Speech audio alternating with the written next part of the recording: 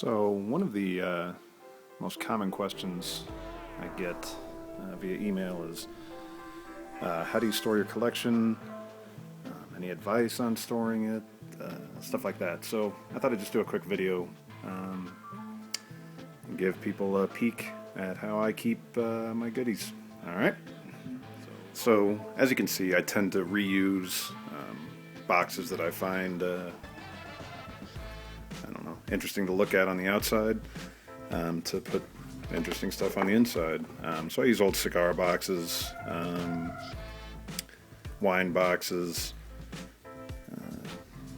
pretty much just anything that looks neat that I find. I'll throw a few things in. I haven't been through these in a while, so there might be some junk in them. But yeah, I mean, when it comes to the actual collectible themselves, I'll still package them up to keep them protected from air, I don't know, elements, whatever could hurt them over time.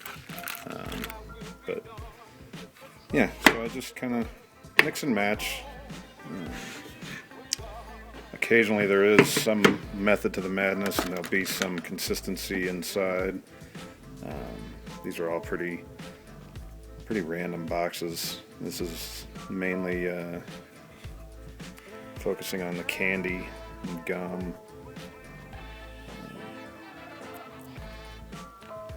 Got some foreign stuff, some parody cards. This is a pretty random box. I actually need to go through that one. I just threw the candy from the magnet cards in there. I use this tin to keep unopened packs, and I'll throw those in just a bag to protect them, keep them from getting any more aged than they are. So it's kind of a neat way to just keep them. Let's see here. Now this is these are all the envelopes I get back from the artists that do neat drawings on them. Looks like I got a couple pin sets, just some miscellaneous stuff. Got the B2 award from Lewis and Mark. So yeah, those are just the boxes. Give you a little bit of an idea of what I put in there. I also use one of these old trunks that aren't just for storing your porn collection in college. Let's see. They're pretty big and provide an easy way to just store a bunch of stuff at once. Let's see. Just got random stuff in here. I try to keep everything wrapped up. This one's not wrapped up. Looks like I could use something around it. There's the cartoon manual. Got some more foreign stuff down there. Full fashion ring box. Got the Halloween costume. You see I put it in a plastic box. Got the sealed bonus card set on here. So, yeah. So it's protected enough in the trunk, but still a good idea to wrap stuff up. Do whatever you can to protect any little nicks or dings or air from getting to it. Folder set. Yeah, so that's the inside of the trunk. When it comes to the cards, I do one binder per series.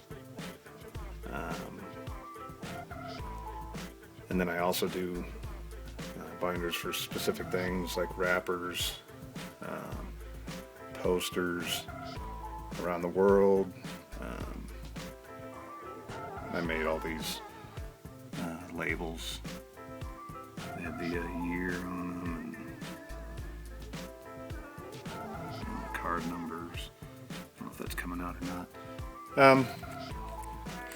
But yeah, the binders themselves are just pretty straightforward, just the pocket pages usually. This one is the promo material, so it's got the full page protective sheets in here with backboards just to keep everything straight. And then when it comes to the cards, I don't want to pull all my series 2, that's ugly. We'll just do the newest one. I use the 9 card sheets. And I know there's people who think that the penny loader or penny sleeve and top loader is the way to go. And in terms of protection, it's great, but it weighs 1,000 pounds to store that collection and takes up a ton of space. I think this way keeps the cards nice and mint condition, and also does it in a pretty economical, space-saving way. When it comes to a lot of the toys and stuff, I keep them in these black, I don't know what they're for magazines, I think. But then I put everything in a Mylar bag with a backboard. Keeps it nice and protected. If you're lucky enough to find stuff in good condition, this will help keep it in good condition.